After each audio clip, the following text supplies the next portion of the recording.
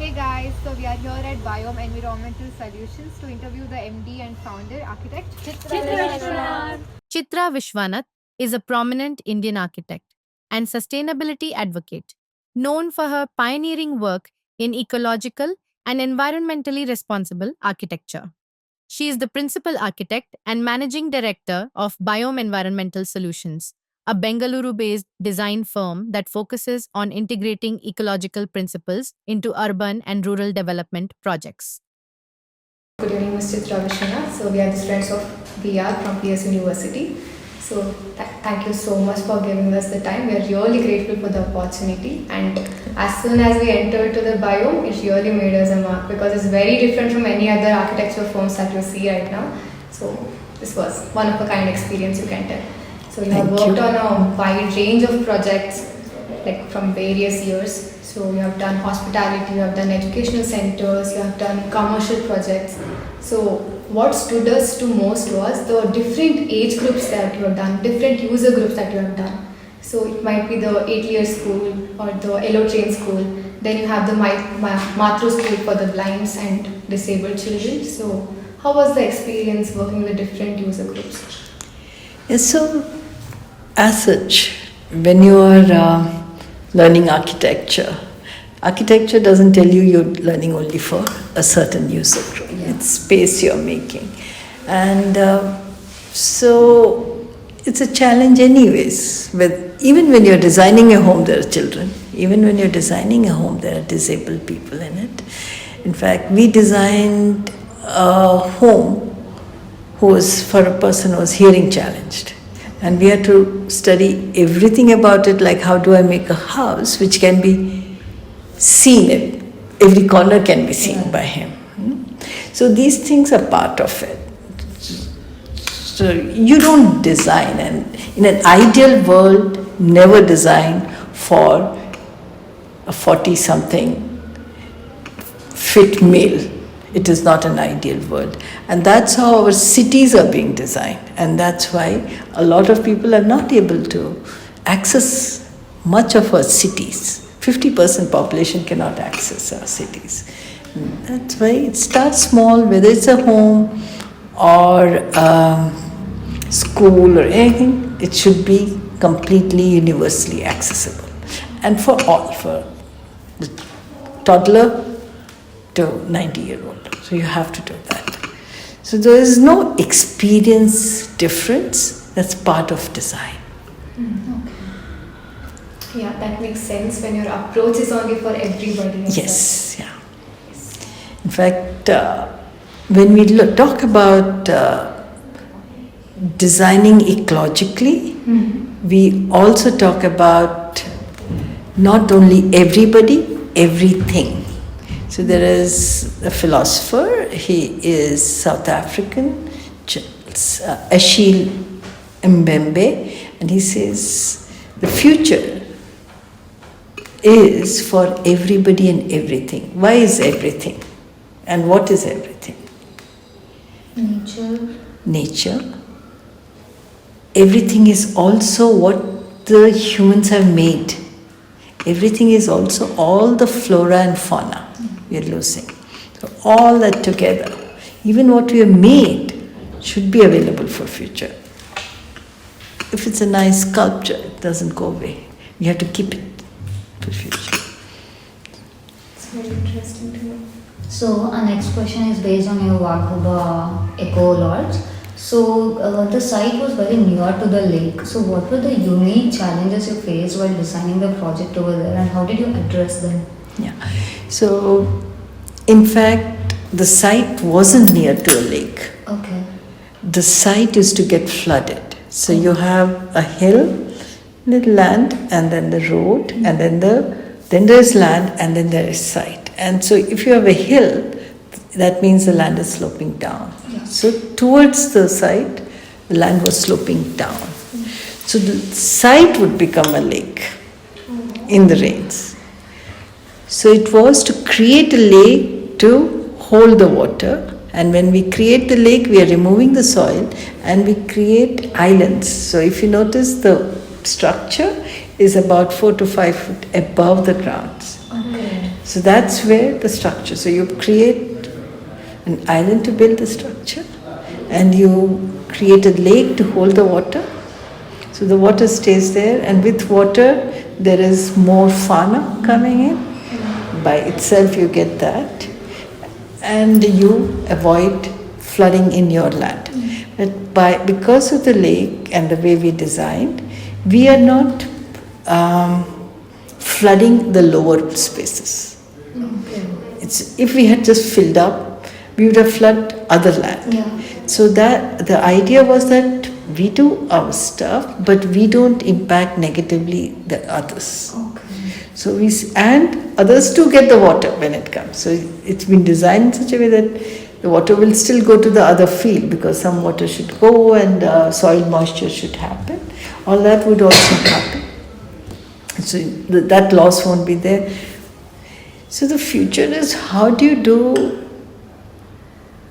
Every decision you make is collaborative and cooperative. Everybody gets to use it. And everybody feels good about what you're doing. And it's a positive insert. Humans will create, humans will have these needs, and there is enough of land for all these things.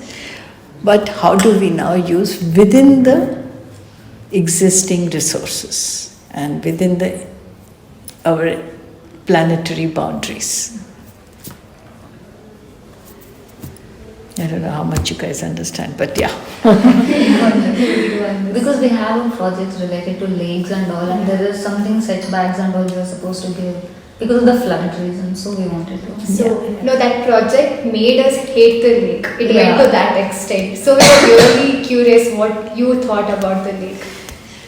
Yeah, I know. See, what happens with, especially as students, you want everything clean slate and you can just do anything, but that's not the way future is. Yeah. So future is tied with so many things. We have to work with budgets, timelines, and what is existing. Okay, lakes have a setback because you need to create that intermediate space for plants.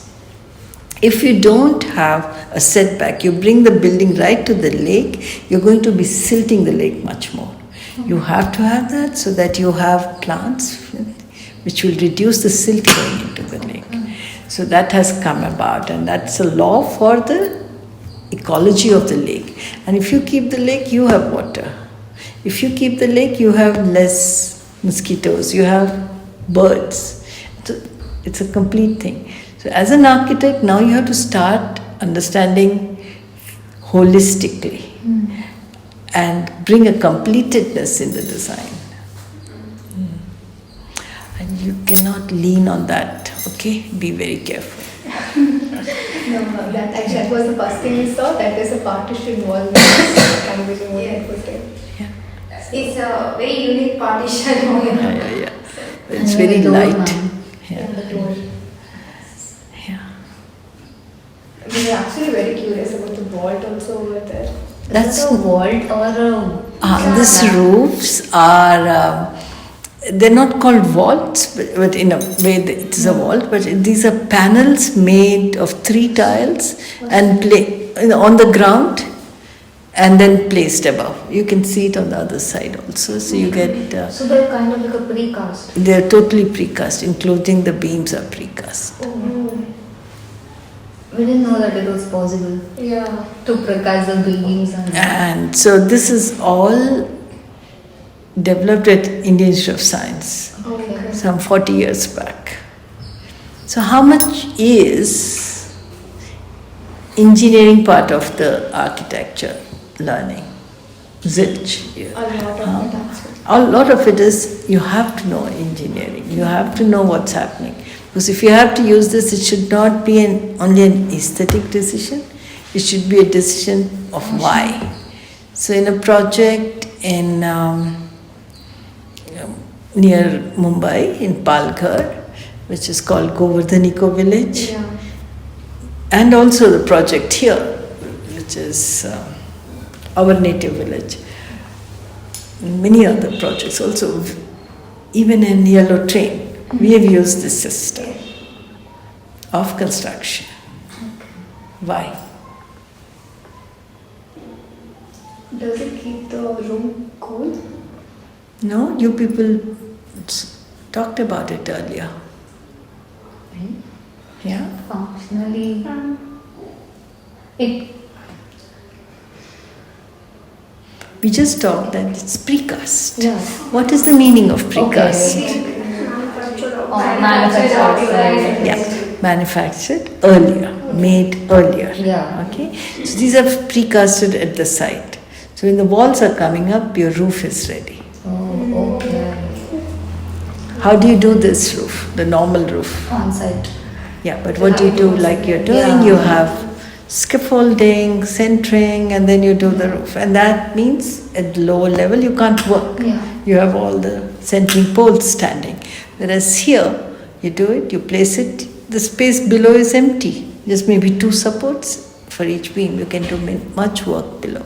And even it's less time consuming. It's so many things can be faster. Yeah.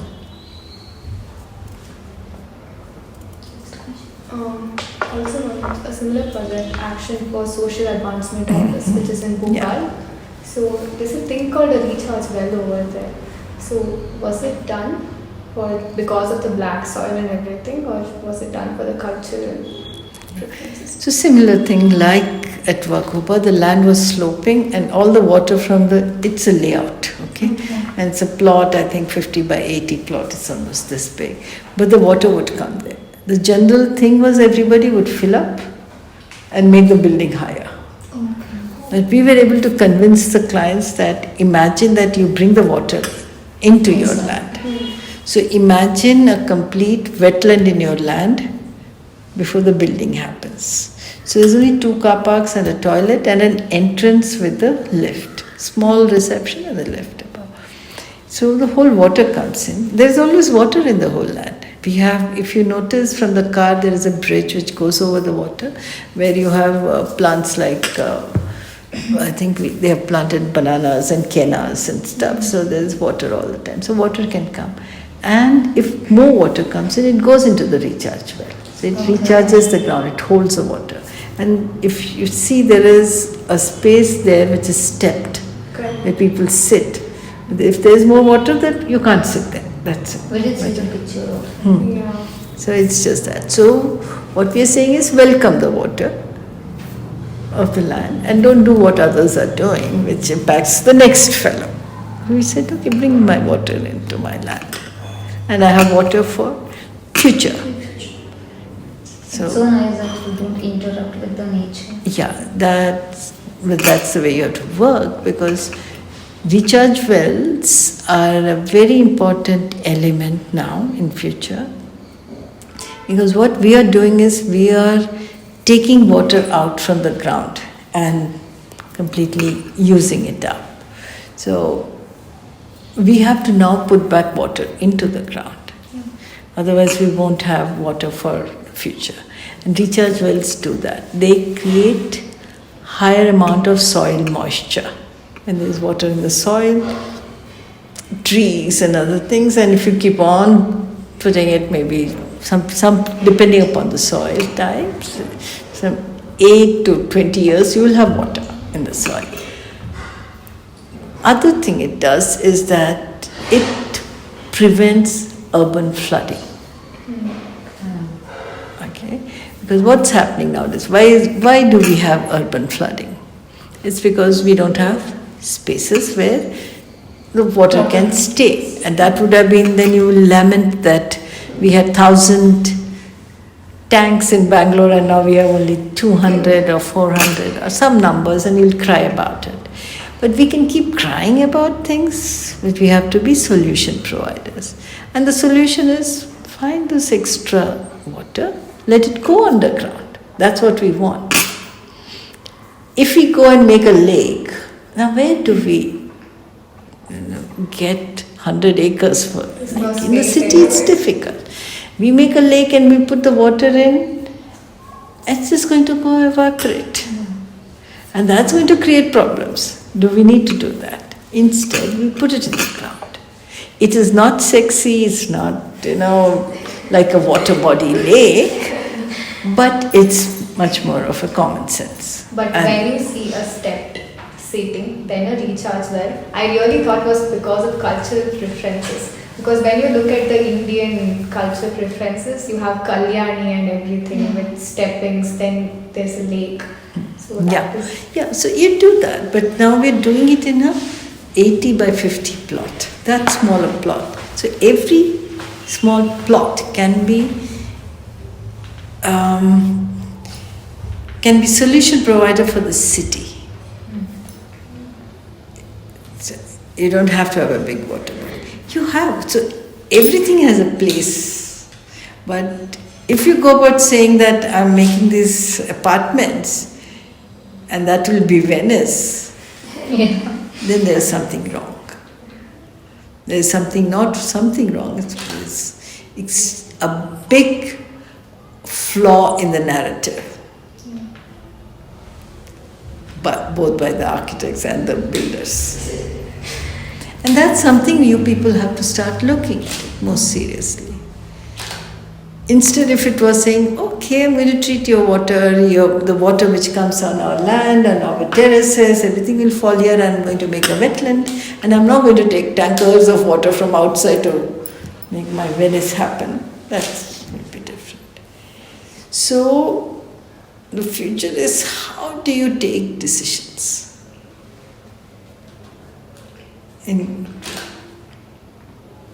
But you're architects, huh?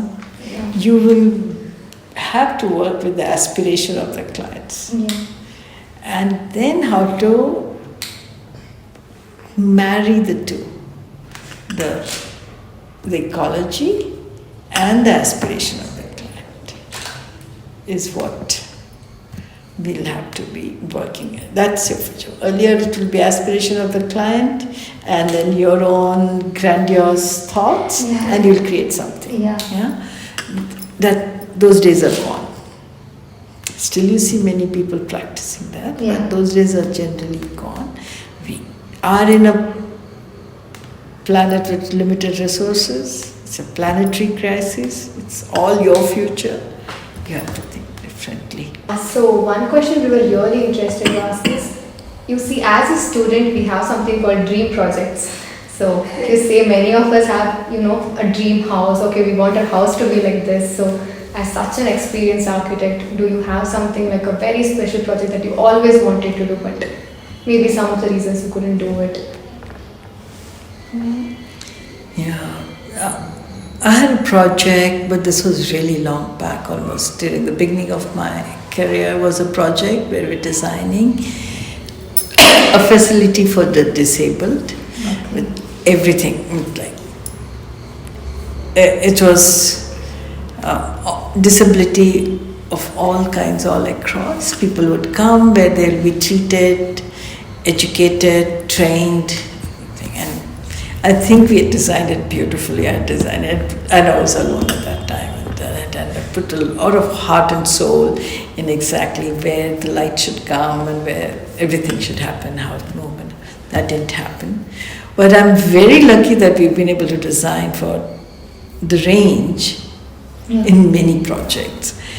Okay, but there isn't any one specific project which I would really like to do or any of that, because every project has challenges. I'd really like projects which have challenges.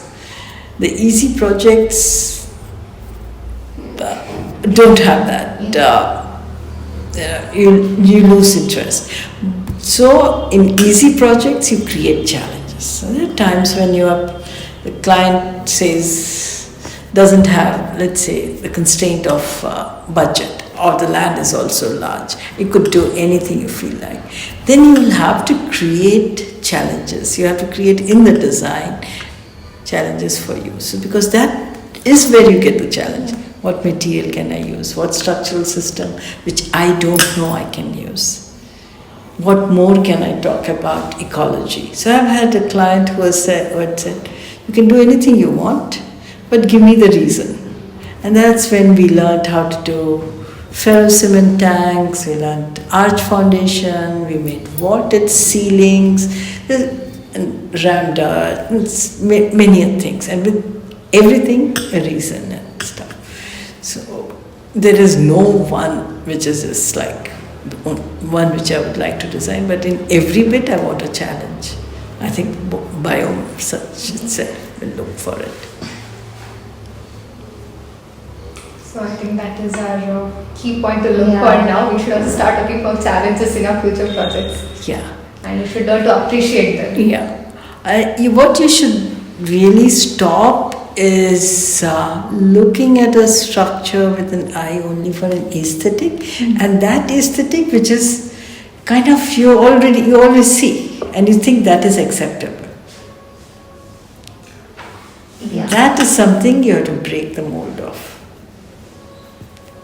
So you'll come up, see, I have a poster of 100 years of Corbusier and what he began and what he did.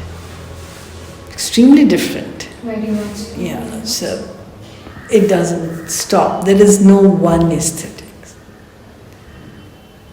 This is different aesthetics we are looking at. Right Yeah. now, which we obviously have no idea. You have no idea. And it's sadness of academics that it still doesn't teach you. We were wondering what is the material, like is it a random? No, this is a kind of a plaster. Yeah, but then it's not being taught, it's not being shown, and everywhere is one RCC frame. Yeah. Put it up, put something in between over, and you do some color, some paintings, and More content. but there is a lot more. But there are buildings which are doing a lot more. We are more in terms of material use. So this is our comfort zone. And we work with it. Others have different comfort zones. But we are very clear that our comfort zone with material is because that is the way the future should be. We can't take it away from the future. Any material we use, we are taking away from the future.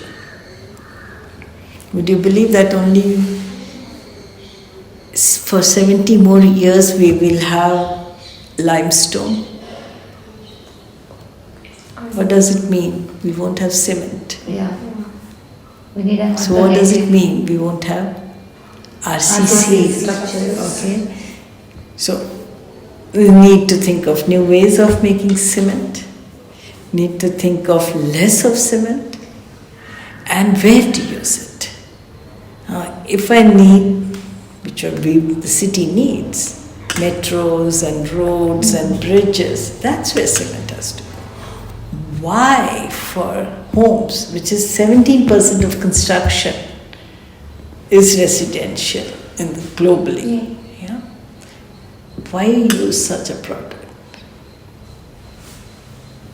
And you can even look at the ancient homes. They had 300 Yeah. mm walls, all made of mud, and there's some of them are still existing Yeah. and they're still usable. And they're cool comparatively Yeah. to the When they RCC. go towards the coastal Mangalore side, we see that kind of a home. So. Yeah. But where is the questioning?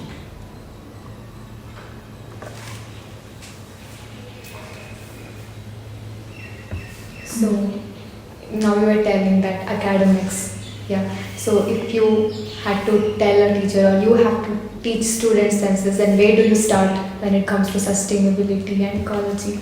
Because our college never had given that much of importance. We did, but in the starting sense, at least, if someone tells us make a sustainable building, I think we would have just added more plants to the buildings. And that is all we knew what to do. So where do you start? Where do you start the teaching students out of it? I'll start with climate. Okay.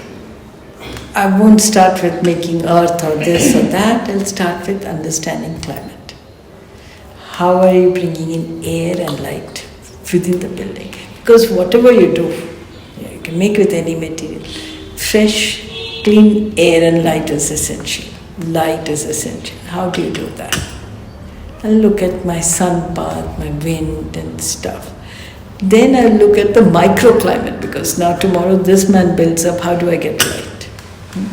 Then what's the size of it? So those are all part of sustainability, and those are as important not to worry about the walls. The walls, some things with earth it can be done, but besides that you have to know about those. So you should not miss your climate classes. Yeah. They're very important, and you should really learn it deep. Yeah, I think we should start. I think we had a subject called climate in our last year. I think we learned sun path, we learned wind path, we did all of that. We even did a residence project based on that. Then when we came to this sem, so we had a project called MMT Hub, Multi-Transport Hub. So then when we started building it, starting classes, okay, we were like, this is the sun path, this is the wind path, we need to do this. Then we started going on and everything just got changed. So is there any solution where you stick to the wind path, sun You path? have to. You have to stick to it. You can't change it. And then in many places you have used shading devices. What can you suggest to us to use like in this project itself? Because it's a high-rise building. What can we use as a shading devices here? Because office spaces will be happening. Obviously, they don't need a harsh sunlight and all. What do you suggest? So there are various ways of doing the shading devices. You have to study what kind of sun is coming, horizontal, vertical, what it is, whether you're taking it inside, but you're also very lucky that you have various kind of classes. Yeah. So what do you want? You have to decide. You want light inside. What is the heat which is coming? Which side do I shade more? Okay, not be all the sides. Yeah. And how much? So you have to work out your angles of the sun and work that out because you want light inside. Yeah. So then, what is the depth of the building I should keep? There's a lot of it. You should keep on doing. I know at this age you cannot do, but you will be asked these questions when you're doing larger projects. So everything has to be weighed and done. So nothing is a villain. That's one thing which you have to open yourself to. Like, don't say glass is a villain because or concrete is a villain. Concrete is a great material. Glass is a great material. But how much and where? You have to use it. Simple adage is that do less and less of concrete on walls, on compression members. Use it for tension members, it's an amazing material. And create a new ground with it. Again, it's an amazing material. You can grow things, you can do things because you have that space. Okay? We have seen like every project is a unique, every project we have done. There is a one unique or the other unique thing in each project. Even when we enter the foundry, we saw these legs, table legs. Yeah, table legs. Yeah. That's just such That's a so unique. interesting. Even the furniture has something unique in it. Yeah, and this table legs this was a trial. We were working with paper tubes for another project, in fact 2 projects we had used. And when we had to make these tables, when we were in a different office, we said, let's avoid wood, let's see whether this would work and how long will it stay. How old is this? Can you guys guess how old is this? I guess it's, as we see it, it's pretty old. 5 to 6 years. It's about 10 years old. It has lasted this much. Because when we think about how will this weight will hold that leg, we usually see It used to be with 6 computers in each. Yeah. And people used to work on these tables. Because that structure we had earlier on rent, they couldn't keep large, different units. We had to use one table for 6 people. Compared to other countries, how India is sustainable? Sorry? In what percentage India is sustainable compared to other countries? India. Yeah. I think India is the leader in working on sustainability, but unfortunately, neither in academics nor in the media that we hear about how good the works in India people are doing. People are doing amazing works. There are lots of architects. And India is world leader, we could say, in sustainability. Because where do you get so much of issues? Where do you get that you have to design for really poor? Where do you get these plots of 30 by 40 and you have to do a sustainable building? Where do you get issues of flooding happening in your layout, like I've been saying? No, those things are planned. We are in a state where nothing is planned and we have to work with this. Where do you get a plot of land but there is no water and no sanitation? Then you have to do it all yourselves. And the codes are not there where it will tell you what you have to do. So you have to do it yourself and you have to figure that thing out. So India is in fact in the forefront of what people in India are doing. And you should have in academics this being taught seriously rather than all other buildings which we get to see. I think more than the academics, it is what we get inspired of too. Like, I think if you say in a class we have 35 students, most of them are looking up to Zahari's buildings, they're looking up to E. Corbusier buildings, it's all RCC, it's all huge glass facades and everything. So I think that is where you get the inspiration from. Then you set your mind, okay, I want to do sustainable, so I'll start from here. So I think that is what, for us students, that is what we feel. And if someone really teaches us in the class that, okay, sustainable is what really needed for the earth, for your future generations, I think that will be the change of the mind for us. Yeah, I think the difference would happen if it doesn't get the tag of sustainable. Mm-hmm. It just becomes part of architecture. Yeah. We want that tag removed out. It's not sustainable architecture, it's architecture. Why is a concrete building architecture and something with earth sustainable architecture? Okay, it's just architecture. Why is an architect, woman architect, but you don't go about saying man architect? No? If you don't want that, want this also removed. This is also architecture. This is architecture. And this is the architecture of future. Concrete is passé. It's happened. It's more than 150 years back. Yeah. What are you? That's not contemporary at all. That's past. That's also change of mindset. I think that all of us Yes, so you have to start saying this is architecture and not sustainable. need. So like it's not just architects, like isn't it the whole people as in general who should know that what really should be buildings from now on? Because Yeah, so that's why the media comes into play. Yeah. Media has to talk. You young people have to talk. You young people have to have a voice. And you have to speak about it and demand. So if you talk and if media talks, then there will be demand. Otherwise, what do you go and buy? You buy a 2-bedroom house or flat or apartment or whatever in one location according to your budget. Do you go and ask, where did your water come from? What will be my electricity bill? Where is my sewage going? Very little of it you ask. Now, when we had this problem of water in this year, April, May, in your part of the world especially, where we didn't have enough water. We had water here, but they didn't have because of the land and because of lots of other things that you didn't get water in. There were people saying we will leave these buildings, we bought it because it looked so nice, but now it has problem. I couldn't sleep. There's such complaints. But why not ask these questions first?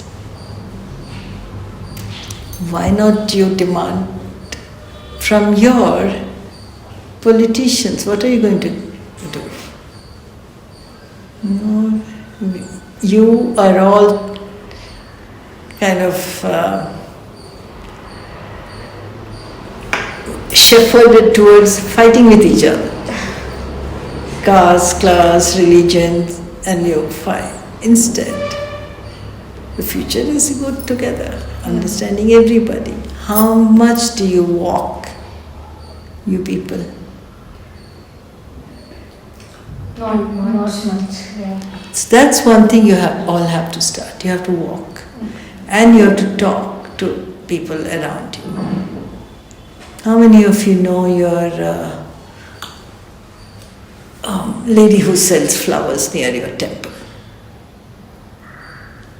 No, because we tend to be something else. Okay, we have to start doing that. We have to be with, and you have to know what's happening. How do they live the life?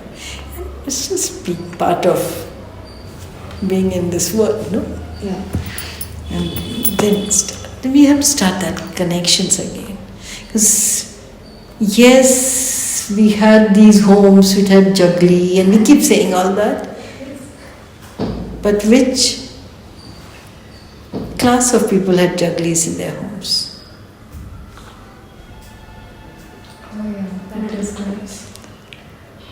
Upper middle class, Brahmins, juggly, and you will study all those buildings. You'll study the Havelis, how cool it was. What were the poor living in? No, bad. You don't see. Do you see the homes of farmers from 400 years back? No, you see a vada with 3 feet thick walls, no? And you get very sad. How did that happen? How did the buildings in Chettinad happen? What's the material for buildings in Chettinad? Mud houses? Yeah, brick and plaster and mud, but there's beautiful wood. Where did the wood come from? When they were being thrown out of Burma, they cut trees and put it in the sea, and it came down south. Okay. So they're not from India. That's why it's Burma teak. And they got tiles from Italy, they got this from there, and they're beautiful homes. Obviously they're beautiful. But they are not exactly Indian. Yeah. Because they are not exactly of people, 90% of the people of India that would have lived. So we admire, we learn, we think, but we question. And that's what you're not doing enough. We are all not doing enough. So when you talk about future, like now you have AR, augmented reality, virtual reality, AI coming into picture. So how do you think that can be integrated with sustainability, and do you use it in your projects? I bought one of the first ones. I didn't use it because we didn't have money to change our software for that. But we have a VR head. We have the head. Yeah, see, those are tools. AI is a tool. And I think it's great. You can prompt and it gives you this wonderful look. Yeah. But we still have to think. Because it's not going to tell you that the client has two mothers, like mother-in-law and mother staying. And how do you now make 2 different rooms for them? Okay. It's not going to say that. And then you have to have a lounge for them to sit in. Because the clients are busy. It's a house with 2 people running their offices from home, work from home. It's not going to see all that bit, no? It's going to give you some image. When it comes to that, great, let's see whether it comes to that. But it will be difficult. So you should use AI. We've used AI by giving prompts and coming up with a design at times. But then, how good you're at giving prompts. Yeah. If that needs experience, that needs to be creative. Prompts also need to be creative. So it will be there. See, humans are not going to stop saying, we should not have this. Yeah? When the first writing happened, one of the Greek philosophers, I don't know, Socrates or Aristotle said, oh, people won't remember. But we didn't stop printing books. basically Mughals, downfall of Mughals is also ascribed to the fact that they didn't print books and they didn't invest in making history of theirs and more. So many of the things we cannot stop it. These kind of progress, this kind of thinking will keep happening. So now we're developing with AI and AR, augmented reality, glasses which people with dementia can wear, and they will know this is drinking water, and it will tell you 9 o'clock, drink that water, because otherwise they're forgetting. And they will know this is Sahana, this is Dikshita. It will tell you because they've forgotten names. No? So you need these kind of progress. It will happen. Architecture is always a little behind, and it does the catch up. And that's how RCC came into existence, is catching up with people making beautiful bridges. So it will happen. But it's something you have to live with, and you have to learn it and continue doing it. So don't kind of say, no, I will do only sketching. Yeah. You can do sketching, and then you can do one house for the whole year. You can do Revit, and you can do 200 projects at a time. So it depends upon how you work. So everybody has choice. You have a choice, and you use it. We did a small thing. We're doing these rural projects in Madhya Pradesh, and we had to make a cot. And if you tell them, they're not understanding what we're asking. So with prompts given saying stone slabs of this color and legs of wood, make a drawings, and it made what it looked like, what it could look like. The AI gave us an image, and we sent it, and they easily made it. Otherwise, we are going to be doing one drawing, Revit, and that, and then send. But this was much more easier to see it. Yeah, I'll take it. It was much more easier for the people at the site to see it, and with that to make. So you can use it to its advantage. Because the word pictures you make, to draw it out, it's going to be difficult. That's where it helps.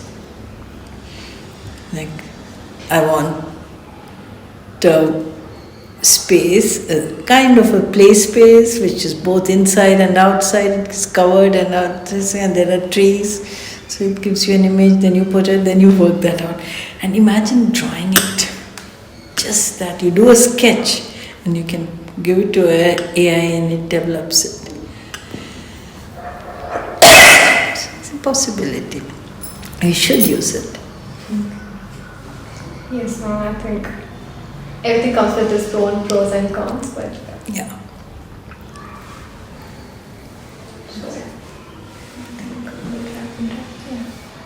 That's it. just a final question before we wrap it up. So, as students, so what advice would you give it to us? Like all the students of architecture, or like you say, architecture is a way of life, not just an education. So, if we are going into that life, so what should we have in mind? So don't compare yourself with others, especially, others thinking they're earning more and stuff. One thing is architecture, you never retire. And it's just lovely to be able to think and make something. So it's a lot better than a painting or a sculpture, which is free expression. Here, there is that constraint of not free expression, but then you're creating and somebody using it, and that feels so good. Go for the heart and not go for the mind. I think mind and heart, and not only for your bank balance, not only for your purse. That helps. Because if you're always worried about your purse, you'll never have a great architecture journey. And for girls, don't marry an architect. Okay? Because you have to establish yourselves what you are. So, Okay, so I think that's it. Thank you so much Thank for you. sharing. Thank you, ma'am.